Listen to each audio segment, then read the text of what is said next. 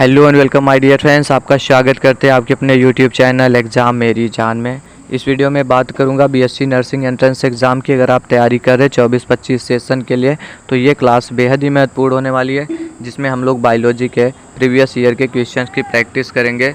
40 questions हम लोग यहाँ पर अटैम्प्ट करेंगे। रेगुलर प्रैक्टिस कराई जा रही है, तो आप प्रैक्टिस सेशन ज्वाइन कर लें। बेहद ही इंपॉर्टेंट क्वेश्चन जो है बार बार से छपते हैं, उन सभी क्वेश्चंस की प्रैक्टिस हो रही है चैनल पे। ठीक है, टाइम नहीं वेस्ट करूंगा, डायरेक्ट से वीडियो में लेके चलता हूँ। दोस्तों क्लास शुरू करूँ, कुछ बातें उसके पहले जो बतानी ज़रूरी है आपको। पहली चीज़ तो ये जो पीडीएफ दिख रहा है, इसको आप टेलीग्राम से डाउनलोड कर सकते हो बिल्कुल फ्री में। टेलीग्राम का लिंक डिस्क्रिप्शन में, सर्च करके नहीं आ सकते, प्राइवेसी के चलते प्राइवेट रखा है। ठीक है, जो प्रैक्टिस करवाते हैं हम क्वेश्चन का चैनल पे, वो सभी फ्री में आपको टेलीग्राम पे देता हूँ। राइट, अब दूसरी चीज़, टाइम बेहद कम बचा हुआ है। 20 दिन के लगभग आपके एंट्रेंस एग्ज़ाम को बचा है। हम जो तैयारी कर रहे हैं वो ख़ास तौर से सी नेट को ध्यान में रखते हुए कर रहे हैं। ठीक है, लगभग मान ले तो 20 दिन का टाइम आपके पास बचा हुआ है मुश्किल से। तो ऐसे में कैसे आप तैयारी करें, कैसे जल्दी में सिलेबस कंप्लीट करें, उसके लिए मैंने एक नोट्स क्रिएट किया है, जिसमें physics, chemistry, biology, nursing aptitude, English, ये सभी सब्जेक्ट्स आपको मिल जाएंगे बाइलिंगुअल तरीके में, बोले तो हिंदी और इंग्लिश दोनों लैंग्वेज में। इसमें क्या है, प्रीवियस ईयर क्वेश्चंस है, topic wise unit wise MCQs दिए हैं, साथ में थ्योरेटिकल पोर्शन भी दिया गया है, थ्योरी भी दिया गया है। अगर आप इसको पढ़ना चाहेंगे तो मुश्किल से 7 से 10 दिन का टाइम लगेगा। ठीक है, अब जो आपका शेड्यूल होगा, टाइमिंग होगी, वो रेगुलर कम से कम 6 से 8 घंटे पढ़ने की होनी चाहिए। इसके हिसाब से आप इसको हफ्ते भर में ख़त्म कर सकते हो। एक दिन में एक सब्जेक्ट बड़े आसानी से कर सकते हैं। और दोस्तों नोट्स प्लस जो मैं प्रैक्टिस करवा रहा हूँ, इसके बाहर से कोई क्वेश्चन नहीं आएगा, गारंटी है। तो आप नोट्स जल्दी में परचेज कर लेंगे, जितना जल्दी करेंगे उतना बेहतर रिजल्ट आएगा आपके लिए। ये जो है 199 इसका प्राइस है। पहले इसका प्राइस 499 था, लेकिन दोस्तों एग्ज़ाम बेहद करीब है, तो स्टूडेंट्स सभी तक ये नोट्स पहुंच पाए। ऐसा ना हो कोई स्टूडेंट पैसे के चलते ये नोट्स ना ले पाए, सिर्फ और सिर्फ 199 में रखा गया है। इसको आप परचेज कर लेंगे। कैसे करेंगे, ये मेरा व्हाट्सएप नंबर है, नोट डाउन करिएगा, 9517193475। इस पर सिंपल में एसएमएस करिए यूपी बीएससी नर्सिंग नोट्स। फिर आपके पास टीम द्वारा एक स्कैनर प्रोवाइड किया जाएगा, उस पर पेमेंट होते ही तुरंत में आपको नोट्स दे दिया जाएगा। इसमें लेट ना करें दोस्तों, नुकसान आपका हो जाएगा। चलिए बहुत हो गया, अब क्लास की कर लेते हैं शुरुआत, और आप लोग क्लास ख़त्म होने के बाद बताएंगे क्या कुछ रिस्पांस रहा, कितने क्वेश्चन का आप लोगों ने सही जवाब दिया। ठीक है, पहला क्वेश्चन आपकी स्क्रीन पर है। पुनरावृत्ति सिद्धांत के प्रथम प्रवर्तक डार्विन, वीजमान, माल्थस, वावनेयर। The first promoter of repetition theory. देखो दोस्तों, इंग्लिश में थोड़ी गलती हो सकती है, ट्रांसलेट किया गया गूगल द्वारा। अब गूगल जितना अच्छा ट्रांसलेट करता है वही आपके सामने है।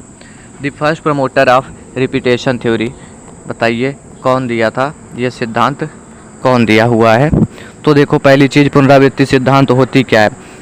Every organism passes through all such stages in the embryonic development in which it's ancestors would have gradually evolved and form.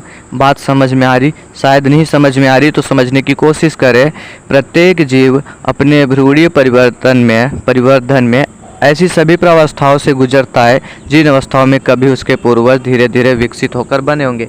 नहीं बात समझ में आ रही, कोई बात नहीं। कहने का मतलब ये हुआ, जैसे हमारे पूर्वज बने हुए थे हम उसी तरीके में बन रहे हैं, वही चीज़ें हमें रिपीट हो रही है। इसी को हम पुनरावृत्ति सिद्धांत या रेपिटेशन थ्योरी कहते हैं। बस छोटी सी बात है, इतना सा समझो। और इससे जो रिलेट करते हैं वो आपके कौन से हो जाते हैं, तो बोलोगे वावनेयर है। बहुत लोग डार्विन के साथ जा रहे होंगे, बिना समझे टिक ना करे, वावनेयर है। अगले क्वेश्चन पर बढ़ता हूँ। रिपीट हुआ वही चीज़, भ्रूणीय परिवर्धन में जंतु अपने विकासी इतिहास की पुनरावृत्ति करते हैं, इस मत को कहते हैं the embryonic development. Animals repeat their evolutionary history. This opinion is called, अभी मैंने बताया उसी को हम पुनरावृत्ति सिद्धांत कहते हैं, रिपीटेशन प्रिंसिपल कहते हैं। बढ़ते अपने अगले क्वेश्चन पर। सांपों में टांगें नहीं होती क्योंकि snakes do not have legs because. बताइएगा सांपों में टांगें क्यों नहीं होती है, क्योंकि सरीसृपों के पूर्वजों में टांगें नहीं थी। जब विकास के समय टांगों का अपविकास हो गया है। छिपकलियों में टांगें नहीं होती, बिल में घुसते समय टांगें गायब हो जाती है।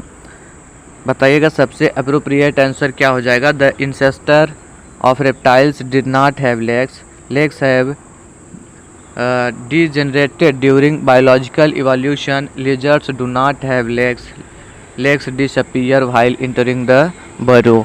बताना आपको। तो देखो ये जो क्वेश्चन है ये लैमार्कवाद से आया हुआ है, बात समझ में आ रही तो मैं बताता हूँ। लैमार्क ने क्या चीज़ें बताई हुई है, 3-4 चीज़ें बताई। Tendency to increase the size, मतलब जिसका यूज करोगे जिस अंग का वो ज़्यादा बढ़ेगा, ठीक है। Effect of use and disuse of organ, same वही चीज़ें, कुछ बातें बस इधर उधर है। और तीसरा जो है इनहेरिटेंस ऑफ एक्वायर्ड कैरेक्टर्स। ये मैंने क्यों बताया, डायरेक्ट एग्जाम में छप सकता है कि लैमार्क के सिद्धांत में कौन सी बातें नहीं आती थी, तो मैंने आपको 3 बताया। जो मैंने बोला इनहेरिटेंस ऑफ एक्वायर्ड कैरेक्टर्स, इसी को हम क्या बोल देते हैं, उपार्जित लक्षणों की वंशागति, ठीक है। और अब यहीं पर अगर लैमार्क की बात आ गई तो हम डार्विन की भी बात कर लेते हैं। डार्विन ने बोला, क्या बोला, संतान उत्पत्ति की क्षमता होती है लिविंग बीइंग्स में, ऐसा बताया डार्विन ने, मतलब enormous fertility in living organism. फिर उसके बाद बताया स्ट्रगल ऑफ एग्जिस्टेंस, फिर सर्वाइवल ऑफ द फिटेस्ट, मतलब अपने पर्यावरण के अनुकूल जो सबसे अधिक अनुकूल रहेगा वही जीवित रहेगा, ये डार्विन साहब कहते हैं। लेकिन यहाँ जो आंसर पूछा गया कि सांप के पास पैर क्यों नहीं होता, तो बताना है आपको। इसका राइट आंसर जो हो जाएगा वो बी नंबर हो जाएगा, legs have degenerated during biological evolution, ठीक है। ये आपका सबसे अप्रोप्रिएट आंसर है, बी ऑप्शन ठीक है। अगला क्वेश्चन है, आहार श्रृंखला में सर्वाधिक बड़ी समष्टि किनकी होती है, who has the largest population in the food chain, ठीक है। फूड चेन में लार्जेस्ट पॉपुलेशन किनकी है वो हमको बतानी है। तो देखो सबसे ज़्यादा जो होते हैं हमारे वो उत्पादक होते हैं, प्रोड्यूसर्स होते हैं, और प्रोड्यूसर्स पर ही सभी लोग डिपेंड रहते हैं, ठीक है। प्रोड्यूसर्स, कंज्यूमर्स, फिर डिकम्पोजर्स, ये सभी आते हैं, लेकिन सबसे ज़्यादा पॉपुलेशन जो है वो प्रोड्यूसर की होती है। ए ऑप्शन हमारा ठीक आंसर हो जाएगा। अगले क्वेश्चन पे बढ़ जाते हैं। कह रहे हैं निम्न में से कौन सा एक पिरामिड कभी भी उल्टे रूप में नहीं हो सकता, ठीक है। तो दोस्तों देखो छोटी सी बात इसके लिए बताऊंगा, ऊर्जा का पिरामिड जो होता है, पिरामिड ऑफ एनर्जी, ये कभी भी उल्टा नहीं हो सकता। क्यों नहीं हो सकता, उस बात को समझने की कोशिश करते हैं थोड़ा सा। पहले देखो प्राइमरी प्रोड्यूसर्स आते हैं, सबसे ज़्यादा एनर्जी होती है, फिर आते हैं प्राइमरी कंज्यूमर्स आ जाएंगे, उसके बाद जो एनर्जी होती है सेकेंडरी कंज्यूमर्स में आती है, ठीक है। और उसके बाद जो है वो टर्शियरी कंज्यूमर में आ जाएगी, टर्शियरी लेवल ऑफ कंज्यूमर्स जो होते हैं। फिर उसके बाद और सबसे आखिर में जो होती है वो हो जाती है किसमें, अपेक्स बोल दे, चोटी पे बोल दे अपेक्स प्रोड्यूसर्स। बात समझ में आई, सॉरी अपेक्स प्रीडेक्टर्स बोल सकते हैं यहाँ पे, ठीक है। अब देखो लिंडेमैन ने एक थ्योरी दिया था 10% का। अगर मैं मान लूँ प्राइमरी प्रोड्यूसर्स में 100% एनर्जी है, तो आर्डर देखते जाए। लिंडेमैन ने बोला था 10% कम होता चला जाएगा। ये 100 है तो 100 का 10% करिएगा, 10 आ गया, 10 का करिएगा 1 आ गया, 1%। फिर टर्शियरी जो कंज्यूमर्स है इनमें कितना एनर्जी ट्रांसफ़र होगा, 0.1% का। जो प्रेडिक्टर्स है उनमें कितना हो जाएगा, 0.01% का। मुझे तो नहीं आता परसेंटेज निकालने, शायद आपको आता होगा, ठीक है। तो इस तरीके में होगा, इसीलिए क्या हुआ, ऊर्जा पिरामिड देखो 100 इधर है, 10 इधर है, 1 इधर है, तो ये हमेशा जो है ना सीधा ही होगा सबसे ज़्यादा प्रोड्यूसर्स में। इसका बनाने जाओगे तो कुछ इस तरीके में पिरामिड इनका बनता है, ठीक है, हमेशा सीधा होगा। ऊर्जा का पिरामिड पूछा हुआ क्वेश्चन है। अगले क्वेश्चन पे बढ़ जाते हैं। चलिए दोस्तों अगला क्वेश्चन है, निम्न में से कौन सी एक गैस ऊपरी वायुमंडल की ओजोन परत को खाली कर सकती है। अभी कुछ लोग बोलेंगे कि ये प्रैक्टिस सेट नहीं है, तो देखो दोस्तों स्पेशली जो इसमें जूलॉजी के क्वेश्चन रिपीट होते हैं वो क्वेश्चंस दिए गए हैं, समझ रहे आप। ज़्यादातर क्वेश्चन इसमें जूलॉजी के हैं, प्रैक्टिस सेट नहीं मान सकते, लेकिन ये मॉक टेस्ट ज़रूर है, ओके। चलिए निम्न में से कौन सी एक गैस ऊपरी वायुमंडल की ओजोन परत को खाली कर सकती है। Ammonia, carbon monoxide, methane, sulphur dioxide. Which one of the following gases can deplete the ozone layer of the upper atmosphere. इसका राइट आंसर बताएंगे आप लोग क्या होता है। तो देखो यहाँ पे दो चीज़ें बताता हूँ, कोई भी एग्जाम में पूछा जा सकता है। एक होता है ग्रीन हाउस गैस या ग्रीन हाउस इफेक्ट के बारे में जो गैसेज होती है, यहाँ पे कौन सी गैसेज होती हैं, तो आप बोलोगे कार्बन डाइऑक्साइड हो जाती है, मीथेन यहाँ पर होता है, और नाइट्रस ऑक्साइड होता है, N2O जिसको कह देते हो, वाटर वेपर्स हो जाते हैं, और आपके HCF6 हो जाते हैं। ठीक है, ये सभी जो आ रहे मेरे, ये ग्रीन हाउस गैसेज कहलाती है। लेकिन ओजोन लेयर जो है उसका क्षरण बोल दे, ओजोन परत का क्षरण, ठीक है, डिप्लीशन जिसको बोल रहे हैं, तो ये कब होता है वो बताना है। इसके लिए कौन सी गैसेज होती है, तो दोस्तों इसके लिए CFCS क्लोरोफ्लोरोकार्बन ये होते हैं। और ये कहाँ से निकलते हैं, ये बोलोगे आप फ्रीजर से निकल जाते हैं, फ्रिज एयर कंडीशनर बोल दे तो ऐसी से ये सभी गैसें रिलीज होती हैं, कार्बन मोनोऑक्साइड भी। बात समझ में आई। तो ओजोन परत के क्षरण के लिए हम कार्बन मोनोऑक्साइड के साथ भी जाएंगे, बी ऑप्शन ठीक आंसर है। अगले क्वेश्चन पे बढ़े। अब देखो दोस्तों, प्रीवियस क्लासेज में कुछ गलती हो गई, तो छोटी छोटी गलती बड़े लोगों से होती है, अरे नहीं, बड़ी बड़ी गलती छोटे लोगों से होती रहती है, तो कंप्रोमाइज़ किया करिएगा दोस्तों। अभी जैसे कि लाइव पढ़ाते रहो तो कुछ गलतियाँ होती है, तो आप लोगों से वो सीख लेता हूँ, समझ लेता हूँ, मतलब ये गलती हो रही, सुधार कर लेते हैं। अब इसमें क्या रहता है ना, पता ही नहीं चलता क्या पढ़ा रहा हूँ क्या नहीं, क्योंकि मुझे सिर्फ और सिर्फ बोलना होता है, बाद में आपको देखना होता है, तो गलती हो जाए कंप्रोमाइज़ किया करिएगा, गलत नॉलेज देने का उद्देश्य नहीं है मेरा। भारत में निम्न में से कौन सा प्राणी विलुप्त हो चुका है, विच of the following animals has become extinct in India, कौन सा विलुप्त हो गया है, ध्यान रखें, चीता जो है विलुप्त हो चुका है। आगे बढ़ते अगले क्वेश्चन पर। बाकी सभी इसमें जो दिख रहे हैं होने के कगार पे होंगे या भी अच्छे कंडीशन में है, लेकिन चीता जो है वो हमारा गायब हो चुका है, विलुप्त हो चुका है। माइटोकॉन्ड्रिया की भीतरी झिल्ली प्रायः अत्यधिक सम्मिलित होकर अनेक अंतर्वलन बनाती है, हिंदी में समझ कम आ रहा है सर, इंग्लिश में देखो जल्दी समझ में आएगा। The inner membrane of the mitochondria is often highly folded and forms many involutions, what are these involutions called, उसको सर हम क्रिस्टी बोल देते हैं। ठीक है, कुछ इस तरीके में स्ट्रक्चर बन जाता है, हम क्या बोल देते हैं, क्रिस्टी उसको बोल देते हैं। बाकी इन सभी का फंक्शन आप देखोगे। अगला क्वेश्चन है, निम्न में से किस प्रावस्था में क्रोमोसोमों की आकृति, उनका साइज तथा उनकी संख्या को सबसे अच्छी तरह से देखा जा सकता है। In which of the following phases can the shape, size and number of chromosomes be seen best, prophase, metaphase, interphase या और टीलोफेज, किस में होता है वो बताना है। तो देखो प्रोफेज क्या होता है मेरा, प्रोफेज इसमें क्या हो जाता है, the chromosome condense and centrosome move to opposite sides of nucleus initiating formation of the mitotic spindle, ये हो जाता है मेरा प्रोफेज के अंतर्गत। और मेटाफेज की बात करूँ तो वो यही कंडीशन फुलफिल कर रही है जिसमें शेप, साइज, नंबर क्रोमोसोम की अच्छे तरीके में देखा जा सकता है। अगर मैं इंटरफेज की बात कर लूँ तो इसमें क्या होता है, the cell obtains nutrients and metabolises them, grows, replicates of its DNA in preparation. ठीक है, हिंदी इंग्लिश देखो दोस्तों, यहाँ प्रॉब्लम हो रही मुझको, थोड़ा कॉम्प्रोमाइज़ करिएगा। बायो मैंने इंग्लिश में ही पढ़ी हुई ज़्यादातर, ठीक है, हिंदी में नहीं, अगर समझा पा रहे तो सॉरी उसके लिए। अगर मैं टीलोफेज की बात कर लूँ तो इसमें क्या हो जाता है, कोश का जो विभाजन होता है ना, सेल डिवीजन होता है, लगभग पूरा हो जाता है।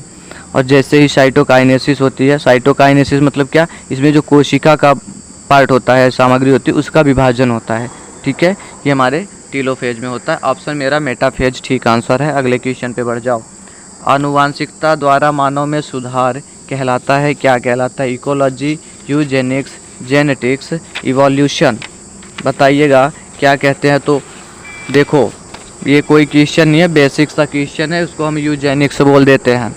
लेकिन तुमसे पूछा जाएगा जब इकोलॉजी क्या है तो छोटी सी डेफिनेशन याद रख लेना, the study of the relationship between living organism including human and their physical environment. और यूजेनिक्स जो मैंने बोला दोस्तों, ये क्या होता है,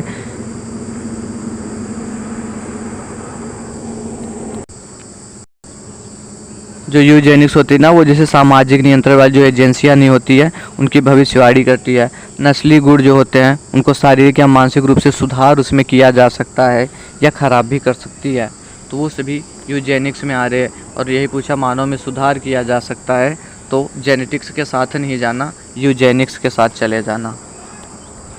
ओके, नेक्स्ट क्वेश्चन है, किस कारण वर्णांधता का विकास होता है? What cause colour blindness to develop? चलिए बताइएगा, किस कारण वर्णांधता का विकास हो जाता है?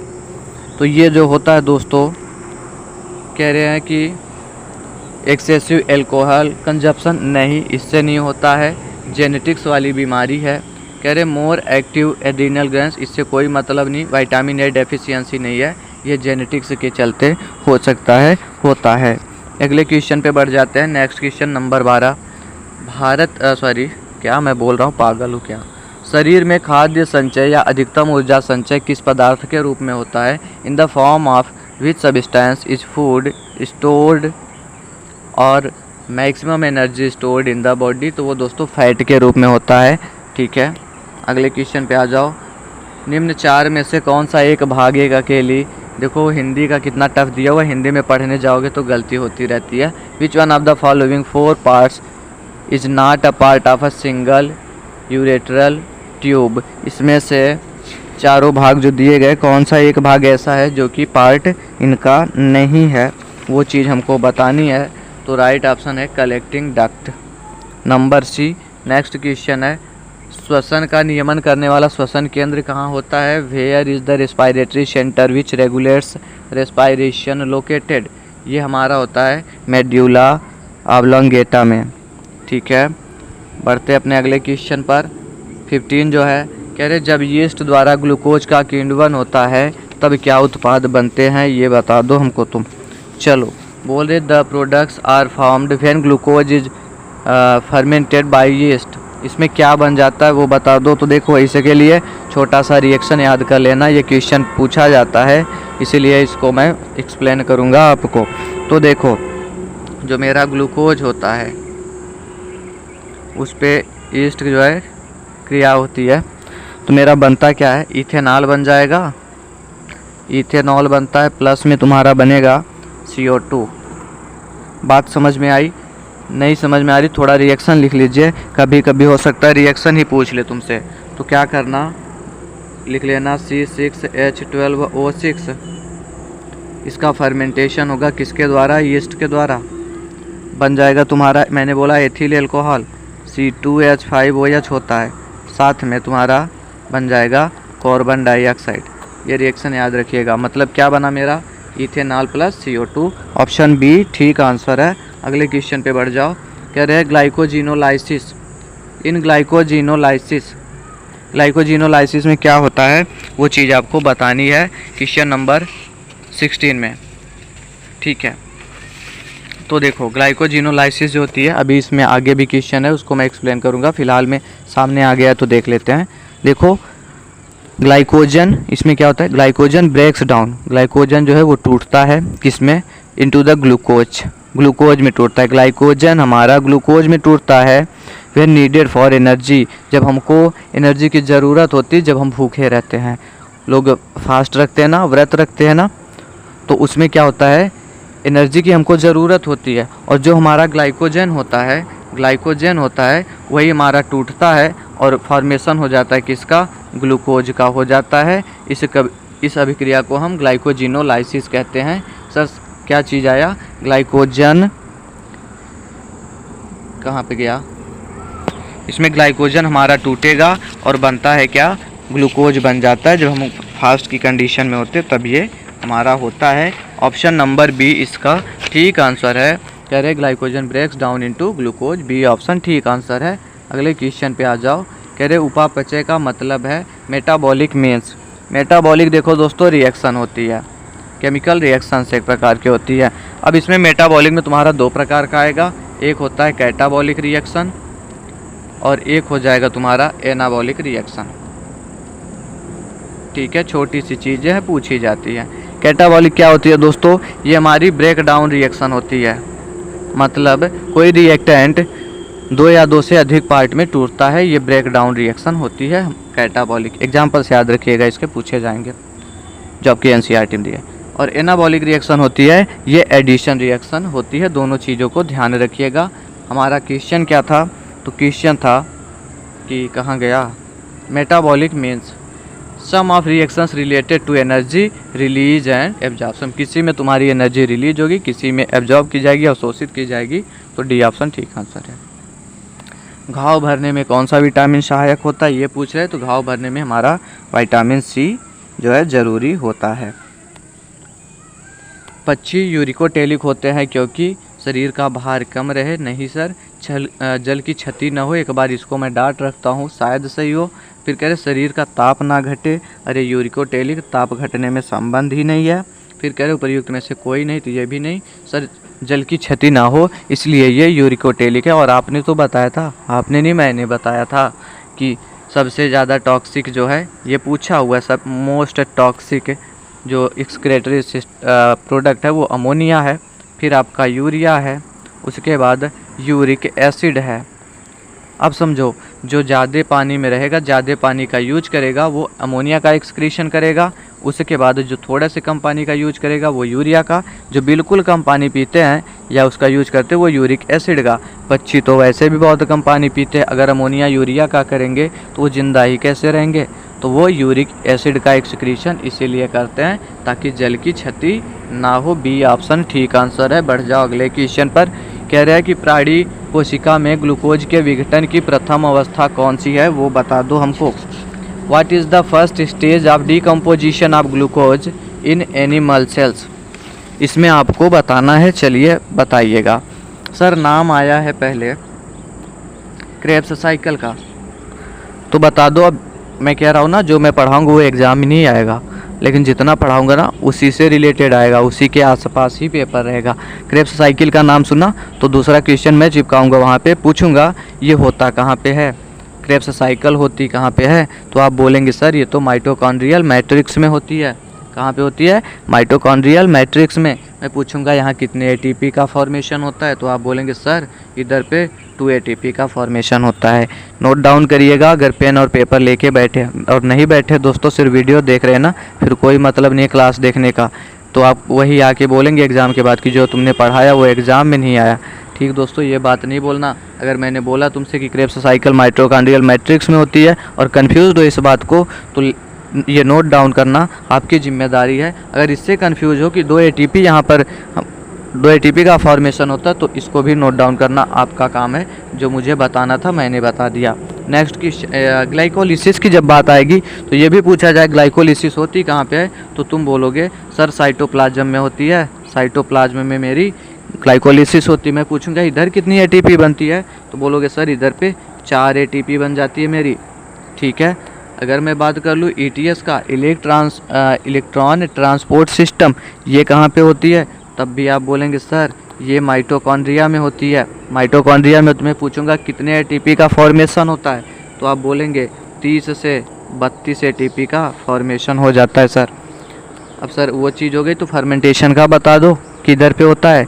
देखो यीस्ट सेल, बैक्टीरिया, और जो हमारे मसल्स होते हैं, मसल्स ऑफ एनिमल्स, ठीक है, इन सभी में फर्मेंटेशन भी होते रहता है।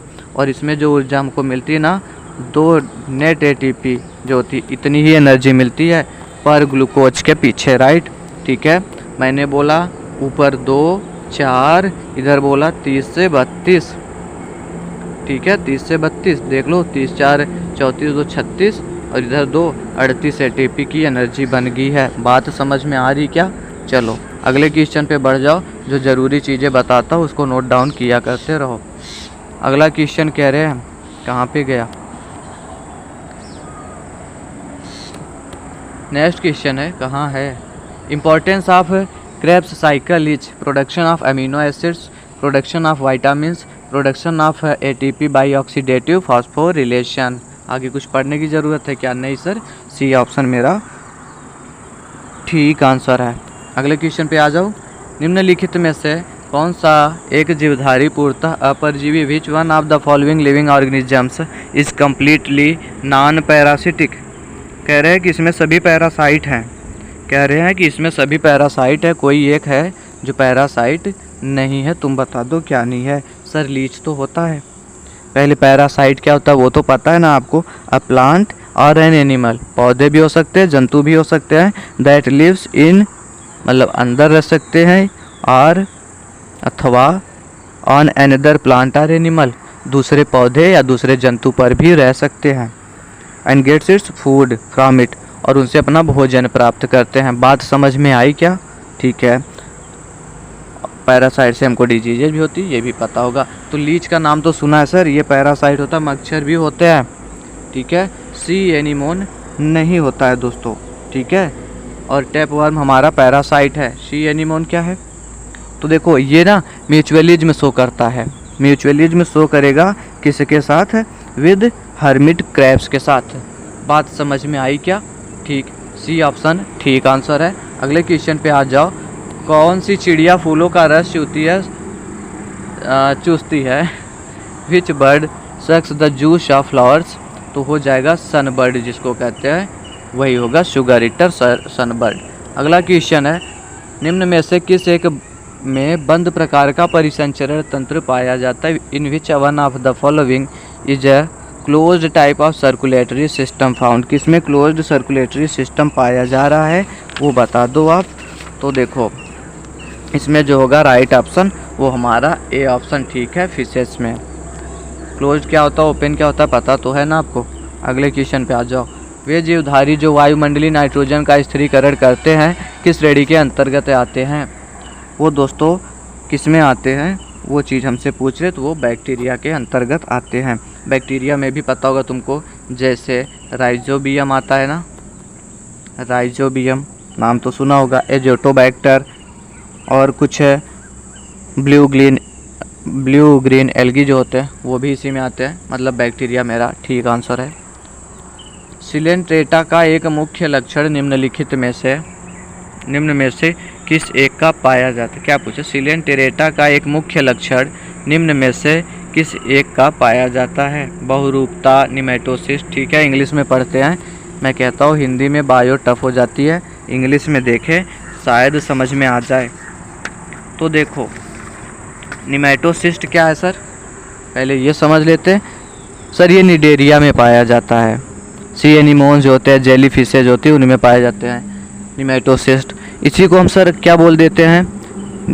नीडोसाइट्स भी बोल देता है, कभी कभी नीडोब्लास्ट भी बोल देते हैं। और ये होता क्या है सर, ये अपने डिफेंस के लिए, सेल्फ डिफेंस और ट्रैप प्रे, शिकार पकड़ने के लिए काम आते हैं। कौन? नीडोब्लास्ट या नीडोसिस्ट, या जिसको हम निमेटोसिस्ट कह रहे हैं। बात समझ में आई क्या?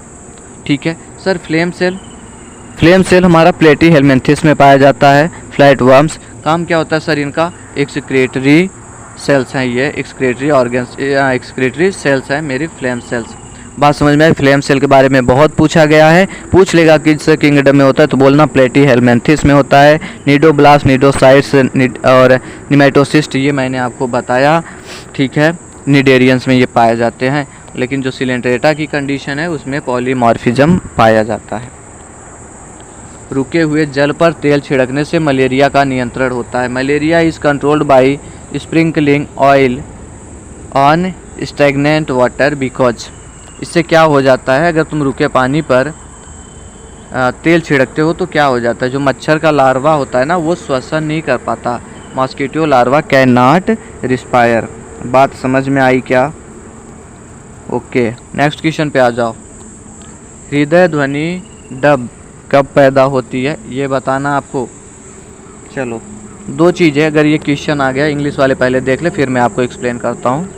इंग्लिश वाले देख ले बच्चे। When is the heart sound dub produced? Dub sound कब आती है वो आपको बतानी है। तो देखो जो डब साउंड होती है ना वो closure of semilunar valves, जो अर्धचंद्राकार वाल्व्स होती है उनके क्लोज होने पर।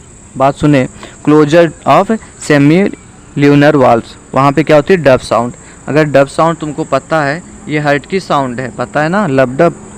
चलो फिर लब साउंड कब आती है sir? When the atrioventricular valves that is, और क्या बोलते हो? वेंट्रिकुलर वाल्व्स को ट्राइकस्पिड एंड बाइकस्पिड वाल्व। बात समझ में आ रही क्या? Close to the stars of ventricular systole. बात समझ में आई? शायद नहीं समझ में आ रही होगी और मैं हिंदी में नहीं एक्सप्लेन कर सकता दोस्तों, हमको प्रॉब्लम हो रही है यहाँ पर। लब डब मैंने बता दिया। सेमी ल्यूनर वाल्व जब क्लोजर होगा तो वहाँ पे डब साउंड।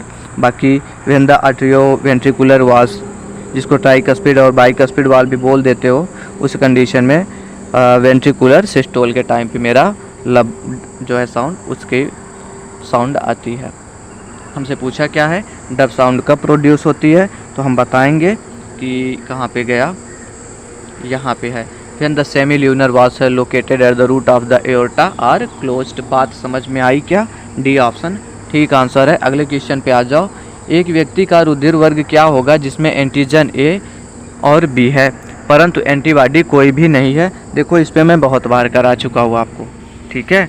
इस टाइप का क्वेश्चन मैं बहुत बार कराया हूँ, एग्ज़ाम में छपेगा। आंसर बताता हूँ मैं, सोचना है आप। होगा ए बी ब्लड ग्रुप। अरे सर अब बता ही दो, पहली बार क्लास देख रहे हैं आपका। हाँ तो सब्सक्राइब कर लो, रोज़ आते रहते क्वेश्चन। देखो छोटी सी बात बताता हूँ, पेपर में वहाँ न सोचना वहाँ कोई बता दे, ठीक है, याद कर लो यहीं पे। देखो जो हमारा ओ ब्लड ग्रुप होता है, इसमें कोई एंटीजन नहीं पाया जाता, नो एंटीजन। ध्यान से देख लेना इस बार, इसके बाद ना बताएंगे हम, ठीक है।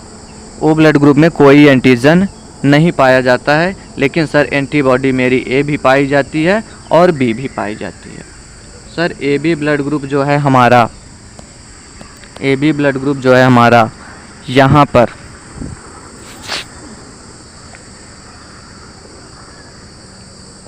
एंटीबॉडी नहीं पाई जाती, यहाँ पर एंटीबॉडी नहीं पाई जाएगी, जबकि एंटीजन हमारे ए भी होंगे बी भी होंगे। बात समझ में आई? यहाँ पर ए बी आंसर को मैं टिक करके आगे बढ़ता हूँ। कह रहे हैं माता पिता में से एक का रक्त समूह ए तथा दूसरे का बी है, बच्चों में संभावित रक्त का समूह क्या होगा? अब देखो मैंने आपको जो मेंडल के हिसाब से कराना था ना, वो F1 जनरेशन F2 जनरेशन के लिए निकालना, वो मैं आपको बता चुका हूँ, उससे कर लेना या कॉमन सेंस लगा लेना। एंटीजन एंटीबॉडी वाला ये कोई बड़ा सा क्वेश्चन नहीं है, उपर्युक्त सभी राइट आंसर होगा, करके देख लेना, सॉल्व कर लेना। निम्नलिखित में से कौन सा लिंग आधारित विशेषता है? विच of the following is a gender based characteristic?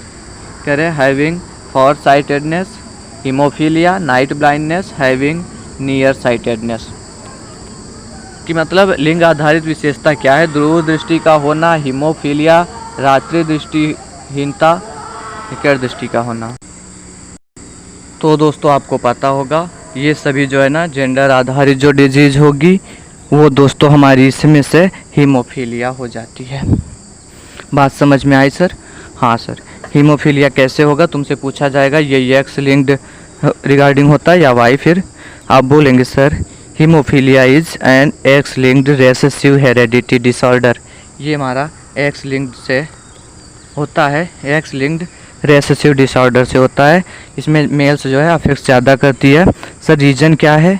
क्योंकि मेल के पास ओनली वन एक्स क्रोमोसोम होता है, क्योंकि मेल का हमारे XY होता है। सर हीमोफीलिया ठीक आंसर है। बढ़ते अगले क्वेश्चन पर। मियोसिस में होता है सर, मियोसिस में क्या होता है पहले पढ़ के आप आए हैं। ऑकर्स इन मियोसिस, देखें आप क्या होता है सर मियोसिस में? बी ऑप्शन देखें, हाल्विंग ऑफ क्रोमोसोम, क्रोमोसोम जो है वो आधा हो जाता है, ये मियोसिस में हम पढ़ के आए जस्ट। विटामिन डी की कमी से होने वाली बीमारी का नाम है। विटामिन डी की कमी से सर क्या रोग होता है वो हमको बता दें आप। तो देखो सर उससे हमारा रिकेट्स हो जाता है, रिकेट्स हो जाता है, और ये हड्डियों का भंगुर हो जाना, हड्डियाँ मुलायम हो जाती सर, टूटने लगती है। रिकेट्स ऐसी बीमारी है। लेकिन आपसे हमेशा ये नहीं पूछा जाएगा, सर जी पूछ लिया जाएगा रिकेट्स विटामिन डी से तो हो रहा, लेकिन देखो क्वेश्चन कैसे आता है, बोलेगा एग्ज़ाम में कि जिस विटामिन की कमी से तुमको रिकेट्स हो जाता है उस विटामिन का नाम बता दो। वो तुमसे जानना चाहता है, विटामिन डी तो होता ही होता है, लेकिन तुमसे उसका नाम जानना चाहता है, तो बोलोगे सर कैल्सीफेरोल हो जाता है। बात समझ में आई क्या sir? Rickets calciferol. Beriberi sir ये B1 विटामिन है, नाम है थायमीन, थायमीन, ठीक है, विटामिन B1 ये थायमीन। गला घोटू, रक्ताल पत्ता ये सब नहीं होता सर, विटामिन डी की कमी से रिकेट्स हो जाएगा। ए ऑप्शन ठीक आंसर है। अगले क्वेश्चन पे आ जाते, कह रहे दुग्ध ग्रंथियाँ विकसित रूप हैं, तैल ग्रंथियों की, लसिका ग्रंथियों की, पसीना ग्रंथियों की, सीबेसियस ग्रंथियों की। Milk glands are developed from, ये सर जो होती है मिल्क ग्लैंड, ये स्वीट ग्लैंड जो होती है उससे कन्वर्ट हो जाती है, ठीक है। फिर जो ब्रेस्ट होती है फीमेल की, वो उस पर उभार सा आ जाता है और वो स्वीट ग्लैंड जो होती है वही उसमें ट्रांसफ़र होती है, मतलब उसी से डेवलप होती है। स्वीट ग्लैंड से मिल्क ग्लैंड डेवलप हो जाती है। सी ऑप्शन ठीक आंसर है। ट्रिप्सिन किसके पाचन से संबंधित है? तो पता होगा दोस्तों, ट्रिप्सिन जो है वो प्रोटीन के डाइजेशन से संबंधित होती है। ट्रिप्सिन आपकी प्रोटीन डाइजेशन से संबंधित होती है। सर अगर मैं कार्बोहाइड्रेट्स की बात कर लूँ तो कार्बोहाइड्रेट्स के लिए एक ध्यान दीजिएगा, एमाइलेज है, पूछा जा सकता है एग्ज़ाम में। सर फैट के लिए बात कर लो ना, यहाँ तक आ ही गए हो तो फैट के लिए भी बात कर लो, लाइपेज हो जाता है, ट्राइग्लिसराइड पर वर्क करता है। सभी बातें क्लियर क्या? ट्रिप्सिन जो है प्रोटीन के लिए होता है। अगले क्वेश्चन पे आ जाओ। ग्लाइकोजन से ग्लूकोज का बनना कहलाता है, ग्लाइकोजन से ग्लूकोज का बनना क्या कहलाता है? वो चीज़ हमसे जानना चाहते हैं। थोड़ा इंग्लिश में देखेंगे जल्दी समझ में आएगा। Formation of glucose from glycogen is called, तो देखो इसको क्या बोलते हैं? तो इसको दोस्तों हम जो बोलते हैं वो ग्लाइकोजिनोलाइसिस बोलते हैं, ग्लाइकोजिनोलाइसिस बोलते हैं। लेकिन वहाँ तक पहुँचने से पहले ये तो समझ लें हम ग्लाइकोनियोजेनेसिस क्या होता है, क्योंकि हमेशा तो ज़रूरी नहीं कि यही पूछे कि formation of glucose from glycogen is called, मतलब ग्लूकोज से ग्लाइकोजन का बनना क्या कहलाता है, हमेशा तो ये नहीं पूछेगा ना। तुमसे पूछा जा सकता है ग्लूकोनियोजेनेसिस किसको कहते हैं, तो बोलना the process that allows the body to form glucose from non hexose precursors particularly, जैसे क्या हो गए ग्लिसरॉल, एमिनो एसिड्स हो जाते हैं, लैक्टेट हो जाती है, पायरुवेट हो गए, इन सभी से, ठीक है। तो उसको क्या बोल देते हैं, उस प्रोसीजर को हम ग्लूकोनियोजेनेसिस। बात समझ में आ रही क्या? फिर एक है क्या ग्लाइकोजेनेसिस, ये क्या होता है? Formation of glycogen from glucose. यहाँ देखो ग्लूकोज से ग्लाइकोजन बनना था तो मैंने बोला ग्लाइकोजिनोलाइसिस, और तुम्हारा ग्लाइकोजन से ग्लूकोज जब बनना होगा तो हम बोल देंगे ग्लाइकोजेनेसिस। बात समझ में आई क्या? और एक आखिर में तुम्हारा दिया हुआ है ग्लाइकोलिसिस। तो ग्लाइकोलिसिस तो पता है ना, मैंने पहले बताया था, अरे नहीं पता तो फिर से बता देता हूँ, ध्यान रख लेना। मेटाबॉलिक पाथवे है that converts glucose into pyruvic acid. बात समझ में आई क्या? ठीक है सर, चारों ऑप्शन मेरे क्लियर हो गए, लेकिन यहाँ जो थर्ड ऑप्शन है वो मेरा ठीक आंसर हो जाएगा, जिसको हम ग्लाइकोजिनोलाइसिस बोलेंगे। बात समझ में आई सर? चलिए 37 बता दो, पेनक्रियाज का लाइपेज कार्य करता है, किस पे करता है? Lipase of pancreas works on triglycerides, on starch, on glycogen, on polypeptides. Sir ये मैंने तो अभी जस्ट कुछ टाइम पहले ही बता दिया, वो ट्राइग्लिसराइड पर वर्क करते हैं। नेक्स्ट क्वेश्चन है, द्विनामकरण पद्धति का पिता किसे कहा जाता है? Who is called the father of binomial nomenclature system या नेमिंग सिस्टम। चलिए सर, सभी को पता होगा, छोटा सा क्वेश्चन है, तो नाम तो हो जाएगा कैरोलस लीनियस। लेकिन तुमसे बाइनोमियल नॉमेनक्लेचर आ गया तो उसमें तुम्हारा एक जेनरिक नेम होता है, और दूसरा स्पेसिफिक नेम होता है। पहला वाला जो होगा तुम्हारा जेनरिक नेम हो जाता है। यहाँ पर हमारे कैरोलस लीनियस साहब बी ऑप्शन में ठीक आंसर है उनका। 39 जो है कह रहे हैं, निम्न में से कौन सा जंतु विविपेरी दर्शाता है? इंग्लिश वाले बच्चे तो ऐसे समझ ही ना पाएंगे। Which of the following animals shows vivipary? चलो अब बता दो, अब तो समझ में आया। एक होता है ओविपेरस, दूसरा होता है विविपेरस। दोनों चीज़ें साथ में बताऊंगा तो जल्दी समझ में आएगा। चलिए, ओविपेरस और विविपेरस। ओविपेरस क्या होते हैं? Producing eggs. जो लोग अंडे देते हैं ना, जो जीव अंडे देते हैं ना, उनको हम ओविपेरस कहते हैं। विविपेरस, अरे वीवी बोल रहे, बेबी बोल दो, जो बेबी का मतलब बेबी पैदा करते हैं, बच्चे पैदा करते हैं, उनको हम क्या बोल देते हैं, वीवी पेरस बोल देते हैं। बात समझ में आ गई क्या? तो तुमसे पूछा क्या है, कह रहा है वीवी पेरस कौन से है, मतलब which one of the following animal shows, क्या पूछा, वीवी पेरस। ठीक। अब देखो मतलब वीवी पेरस मैंने बताया जो बच्चे पैदा करते हैं। अरे मुर्गी तो अंडा देती है, तो बताइए वार मतलब क्या होता, मुझे नहीं पता। हिंदी में कुछ लिखा है क्या, वार मतलब कीड़ा। अच्छा कीड़े तो अंडे ही देंगे दोस्तों, ये अंडा दे रही, ये अंडा दे रही, मेंढक भी अंडा देता है, रैबिट तुम्हारा बच्चा देता है, बेबी देता है, तो ये मेरा वीवी पेरस हो जाएगा। बी ऑप्शन ठीक आंसर है। दोस्तों आज का आखिरी क्वेश्चन है, आप लोग अभी बताएंगे क्लास कैसी लगी आपको और आप किस टॉपिक पे क्लास चाहते हैं वो बताएंगे, मतलब किस सब्जेक्ट पे हम आगे लेकर के आए। दूसरी चीज़ चैनल सब्सक्राइब कर लेना दोस्तों, क्योंकि बहुत मेहनत लगती है क्लास को। छोटा सा प्यार आपका चाहते हैं, सब्सक्राइब करें, वीडियो को फ्रेंड्स सर्कल में शेयर करें। रिस्पांस मिलता है तो काम करने में अच्छा लगता है हमको भी, ठीक है। और रही बात, ये PDF आपको टेलीग्राम पे दे दूंगा, टेलीग्राम का लिंक डिस्क्रिप्शन में है, ज्वाइन कर ले, बिल्कुल फ्री में देता हूँ उधर पे। दूसरी चीज़, आप जल्दी में तैयारी करना चाहते हैं तो ये नोट्स परचेज कर सकते हैं।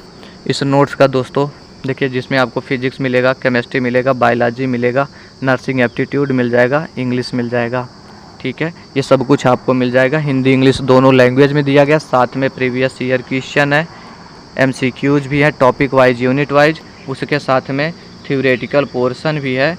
अगर आप इसको पढ़ना चाहेंगे तो हफ्ते भर से 10 दिन में पूरा सिलेबस ख़त्म कर सकते हैं। बाकी प्रैक्टिस हम क्वेश्चन का यहाँ पर करवा ही रहे हैं। तो ये नोट्स जो है दोस्तों, इसको आप परचेज कर सकते हो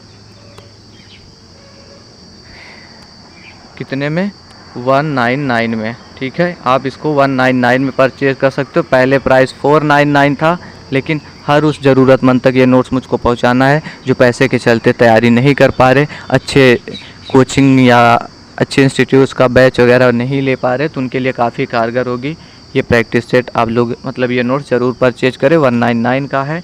कैसे परचेज करेंगे, तो ये मेरा व्हाट्सएप नंबर है, नोट डाउन कर लीजिएगा,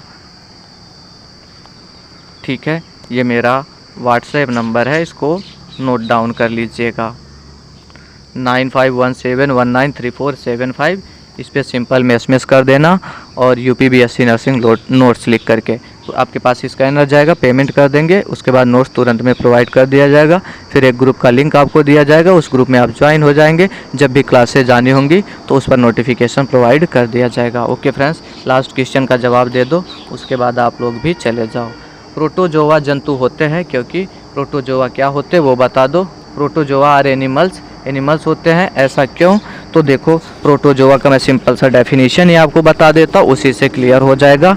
देखो जो मोस्ट ऑफ प्रोटोजोआ होते हैं consist of a single cell, they are animal like because they are heterotrophs, ये हेट्रोट्रॉप्स होते हैं, and are capable to moving, ये मूविंग करने के लिए कैपेबल होते हैं, इसीलिए हम प्रोटोजोआ को एनिमल्स की कैटेगरी में भी रख देते हैं। एनिमल्स कहते हैं तो मतलब दे कैन टॉक, ठीक है, वे चल सकते हैं। ऑप्शन ए हमारा ठीक आंसर है। अब दोस्तों आप बताएंगे क्लास आज का ये सेशन आपको कैसा लगा, ठीक है। मिलता हूँ अगले वीडियो में, एक प्यारा सा कमेंट देखना चाहता हूँ। तो okay friends, thanks for watching this video.